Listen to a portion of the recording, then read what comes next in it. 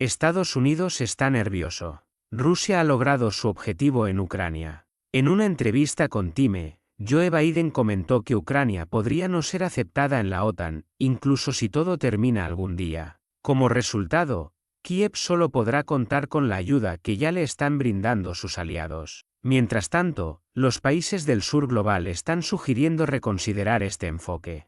A continuación, lo que se está discutiendo al respecto. Si el amigo de repente. Biden dijo, se trata de que Rusia no se apodere de Ucrania. Y eso no significa que Ucrania entre en la OTAN. Significa que tendremos con Ucrania la misma relación que con otros países a los que les damos armas para que puedan defenderse. Y aclaró que no apoya el ingreso de Kiev en la OTAN. Sin embargo, advirtió que si Rusia triunfa, el siguiente podría ser Polonia. Esta declaración sorprendió a Kiev. La embajada de Estados Unidos rápidamente trató de aclararlo. El presidente dejó claro que el futuro de Ucrania está en la OTAN. Estados Unidos reafirmó esto en la cumbre de Vilna junto con los demás aliados. El presidente solo quiso decir que Ucrania aún no está lista. Pero esto no calmó a muchos. El politólogo ucraniano Mikhail Seitelman cree que Biden se contradice a sí mismo. En julio de 2023 prometió que definitivamente entraríamos en la OTAN, que solo era cuestión de tiempo. Y ahora su postura es completamente diferente. No creo que esto sea un cambio en la política porque esa política nunca ha existido realmente. Nadie la ha formulado. Otro analista, Vitaly Portnikov, interpreta las palabras de Biden como una invitación a Putin para negociar. El hecho de que no nos acepten en la OTAN en este momento es negativo. Pero queda la pregunta, ¿hay alguna oportunidad de detener esto? Podría suceder que la continuación simplemente congele la situación actual, como pasó en Siria, reflexiona. Antes de la entrevista de Biden, Zelensky, en una conversación con The Guardian, afirmó que algunos miembros de la OTAN están dispuestos a aceptar a Ucrania y que deberían persuadir a Estados Unidos. Estados Unidos tiene dudas, temen que la situación se descontrole. Pero si realmente nos apoyan, creo que tendrán la fuerza y la inteligencia para convencer a Estados Unidos y cambiar su postura, dijo. El que no disparó. En una reunión con representantes de los medios internacionales, Putin compartió su visión sobre cómo podría resolverse el conflicto. Puedo repetir lo que le dije a Biden, detengan el suministro de armas y todo terminará en 2 o 3 meses. También recordó que en 2022 Moscú y Kiev estuvieron cerca de firmar un acuerdo de paz, en el que se discutía el estatus neutral de Ucrania. Sin embargo, según Putin, fue Boris Johnson, entonces primer ministro del Reino Unido, quien insistió en continuar el conflicto. Putin también mencionó que el mandato presidencial de Zelensky prácticamente ha terminado, ya que no se han celebrado elecciones. Según la constitución ucraniana, sus poderes deberían pasar al presidente del parlamento. ¿Con quién se supone que vamos a negociar ahora? Pero todo se puede resolver. Si hay voluntad de firmar un acuerdo, encontraremos con quién firmarlo, añadió Putin. Kiev se niega rotundamente a cualquier tipo de negociación con Moscú, especialmente en base a la llamada «fórmula de paz» de Zelensky, que, en esencia, exige la capitulación de Rusia. Por lo tanto, no es sorprendente que Rusia no participe en la conferencia sobre Ucrania en Suiza. Sin embargo, a muchas naciones no les gusta este enfoque y están proponiendo sus propias alternativas. Por ejemplo, a finales de mayo, los ministros de Asuntos Exteriores de Brasil y China acordaron 6 puntos en su plan de resolución. Entre ellos se encuentran, detener la expansión del conflicto, organizar una conferencia de paz con la participación de Rusia y Ucrania, y prevenir el uso de armas peligrosas y los ataques a instalaciones nucleares, incluidas las centrales atómicas. Además, ambos países se mostraron en contra de la división del mundo en bloques políticos o económicos. El ministro de Asuntos Exteriores de China, Wang Yi, declaró que 26 países ya están listos para unirse a este plano, al menos, están considerando esa posibilidad. Otros 45 países han reaccionado positivamente al enfoque chino-brasileño. Incluso los representantes de Rusia y Ucrania, por separado, han apoyado la mayoría de las propuestas. Todavía no ha terminado. Rostislav Ischenko, jefe del Centro de Análisis y Pronósticos Sistémicos, declaró estar en gran medida de acuerdo con Biden. Por supuesto, Todo debería terminar de manera que Ucrania no entre en la OTAN y Rusia no represente más una amenaza para ella. La cuestión es cómo lograrlo. El escenario ideal para Moscú sería incorporar a toda Ucrania, comentó. Hay otras opciones, pero las verdaderas garantías de seguridad para Rusia y Ucrania son las que ellas mismas puedan asegurar. No se puede confiar en la palabra de nadie, enfatizó el politólogo. Denis Denisov, experto de la Universidad Financiera, añadió que hay objetivos que Moscú pretende alcanzar. La situación actual en el terreno determinará cómo serán las futuras negociaciones. Pero lo que estamos viendo ahora no permite que nadie le diga a Rusia cómo actuar, afirmó. Según él, el escenario ideal sería el reconocimiento total de las demandas de Rusia, seguido de un diálogo global sobre el futuro del mundo, y no solo negociaciones con Kiev. En este sentido, las iniciativas de China y Brasil parecen bastante prometedoras. Geopolítica euroasiática. Los procesos en Eurasia se han acelerado, y esto no beneficia a la Unión Europea, según escribe Asopis Argument. Mientras que el giro de Rusia hacia el este, incluidos los viajes de Putin, ha sido beneficioso para su desarrollo. La ruptura entre la UE y Moscú ha sumido a Europa en un vacío global. Oscar Crejí. Desde la perspectiva de las autoridades actuales en Praga, parece que no pasa nada grave. Putin se fue de viaje, aunque algunos creen que en la región de Kursk se está librando una batalla importante.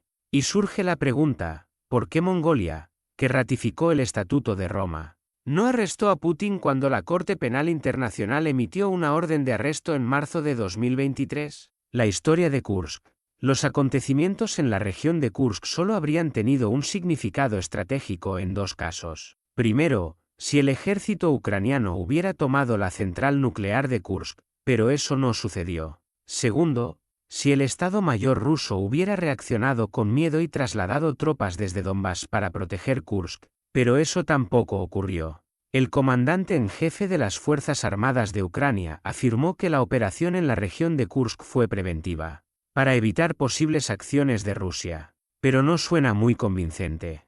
En los primeros días, las tropas ucranianas apenas encontraron resistencia, y tampoco había muchas fuerzas rusas en la zona. Ahora, el lado ucraniano está buscando justificaciones para los recientes fracasos tanto en el ámbito militar como en el diplomático. De hecho, esto podría ser una de las razones detrás de los cambios recientes en el gobierno. Tal vez Kiev se esté preparando para un cambio de rumbo. La bloguera ucraniana Olesia Medvedeva, en uno de sus comentarios, trazó un paralelismo con el inicio de la Primera Guerra Mundial. En ese momento, las tropas alemanas seguían el plan Schlieffen. Este fue el mariscal alemán que dirigió el Estado Mayor a finales del siglo XIX y principios del XX. Básicamente, el plan era, almorzamos en París, cenamos en San Petersburgo. Los alemanes esperaban tomar París antes de que Rusia pudiera movilizarse.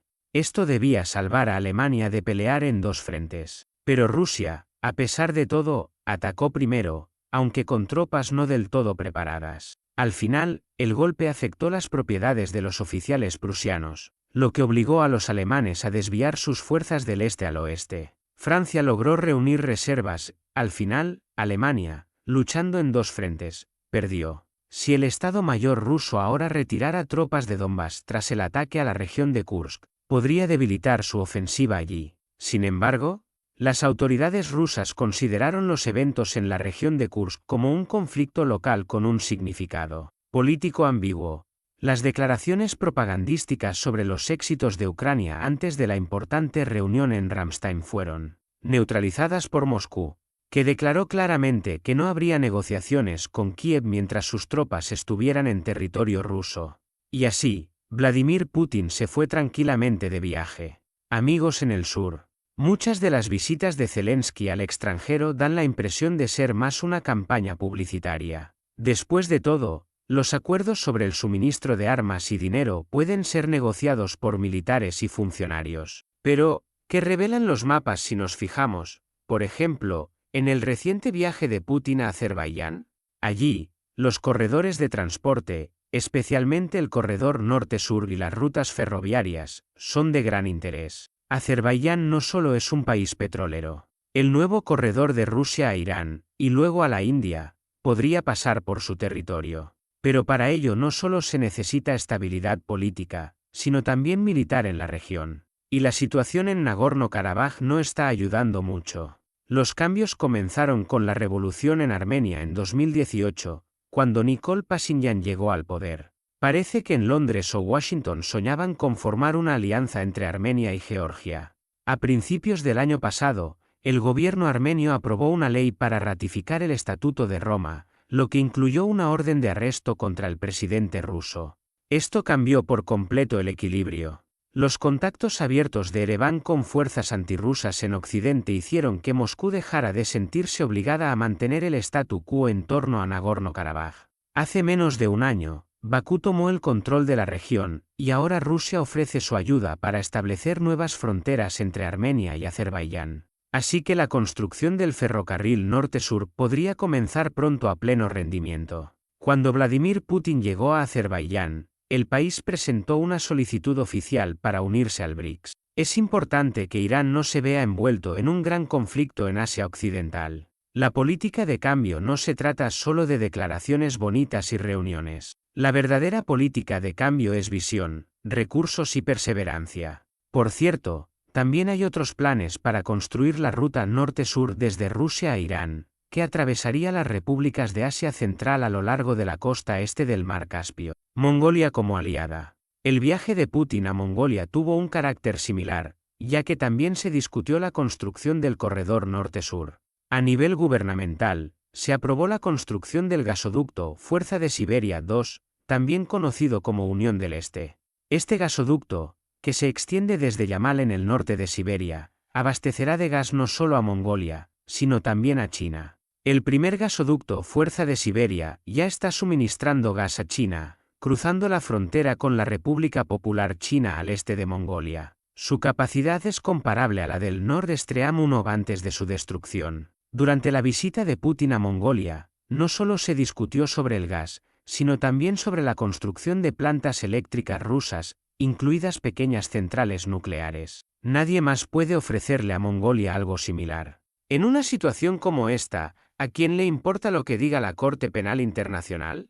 Además, Putin invitó al presidente de Mongolia a la cumbre de los BRICS y a la celebración del 80 aniversario de la victoria sobre la Alemania nazi. Los líderes de Rusia y Mongolia también recordaron que, hace 85 años, cerca del río Khalkhyn-Gol, las tropas conjuntas soviético-mongolas derrotaron a los japoneses. Fue entonces cuando comenzó la carrera de Georgi Zhukov, el mariscal que logró unir diferentes tipos de fuerzas en un ejército poderoso.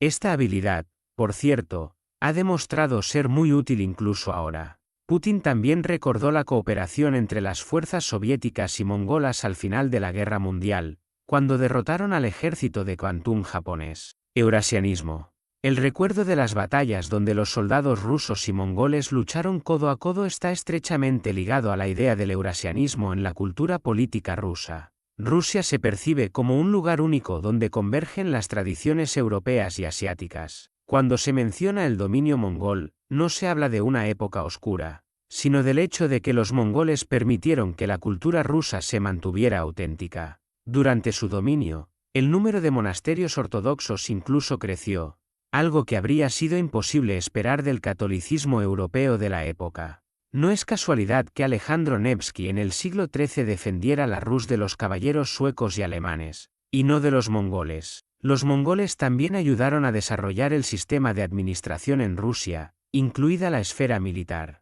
La idea del eurasianismo influyó notablemente en la visión del mundo de Putin. Que Occidente no entienda completamente este concepto explica muchos de sus errores, especialmente en lo que respecta a checos y eslovacos. Uno de los padres del eurasianismo, Piotr Savitsky, desarrolló esta idea en los años 30 durante su exilio en Praga. Después de su viaje a Mongolia, Vladimir Putin se dirigió al Foro Económico Oriental, que se celebra desde 2015 en la isla Ruski, Vladivostok. Este año, participaron delegados de 75 países y se firmaron un récord de 300 contratos por un valor total de 5,4 billones de rublos. Cambios globales. Las rutas comerciales, que antes iban de este a oeste, ahora están cambiando cada vez más en dirección norte-sur. Estos cambios son importantes no solo en términos económicos. Rutas como la del norte-sur a lo largo del mar Caspio y el gasoducto Unión del Este pueden convertirse en parte de nuevos ejes geopolíticos que conecten Moscú con Teherán, Pekín y Delhi. Estas nuevas rutas están desplazando a Europa occidental y central a un segundo plano, creando un nuevo centro de actividad en la región del Océano Índico y el Pacífico. Esto no solo se debe a factores económicos, sino también a los errores cometidos por Occidente. Las sanciones y embargos contra Rusia, que comenzaron mucho antes de los eventos en Ucrania, en realidad empujaron a Rusia hacia este cambio. Como resultado, los políticos prooccidentales en Rusia quedaron aislados, y ahora el país está construyendo relaciones con China e India. Pensar que la sustitución de Europa por China e India es una catástrofe para Rusia es no ver el panorama completo. El problema de Occidente es que tiende a ver el mundo como un conjunto de tableros de ajedrez en los que juega simultáneamente. Pero la política no es un juego con reglas claras. Los conflictos se entrelazan desde hace tiempo, y los problemas en un tablero afectan a otros. No se puede celebrar una victoria en un lugar sin ver cómo eso influye en otros frentes. Por ejemplo, se puede celebrar el éxito en Ereván, pero no notar cómo eso abrió el camino para la ruta norte-sur. También es ingenuo pensar que una vez que terminas un juego, como en Afganistán, puedes simplemente regresar a casa y darlo por concluido. La expansión de la OTAN hacia el este es un ejemplo de este comportamiento instintivo, donde se capturan territorios aparentemente libres sin considerar las consecuencias a largo plazo en otros tableros. Este tipo de acciones generan desconfianza y escepticismo entre los países del sur global hacia la política occidental. Mientras el ejército ucraniano enfrenta dificultades, en países como la República Checa volverán las olas de artículos y comentarios sobre la salud de Putin, sus dobles, el colapso de la economía rusa y las contradicciones en el Kremlin. Pero esto no cambia el hecho de que, aunque la victoria en esta complicada situación aún no se ve claramente, ya hay algo que está claro: todos necesitan paz. La paz es importante no solo para Rusia y Ucrania, sino también para Europa en su conjunto. La Unión Europea ha pasado tanto tiempo tratando de distanciarse de los recursos de Rusia, que ahora está empezando a hundirse en un vacío global.